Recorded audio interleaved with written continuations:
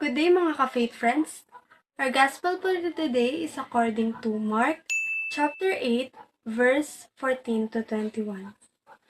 Pinapahatid sa atin ito na hindi dapat tayo mangamba dahil kasama natin ang Panginoon. Hindi dapat tayo mangamba dahil kaya niyang gumawa ng mga himala at mga bagay na akala natin ay imposible. Katulad na lamang ng ginawa niya sa tinapay. Ginawa niya ito ang ilang libo. Hindi dapat tayo mangamba kung meron lamang tayong iisang tinapay. Bagkus, mangamba tayo sa kung gaano kadami ang mga tinapay ng Pariseyo. Iisa ang ating tinapay, ngunit ito ang tinapay ng buhay.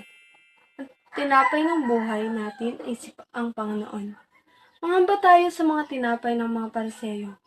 Ang kanilang mga turo, na bulag at hindi maintindihan kung ano ang ginagawa ni Jesus at kung sino siya.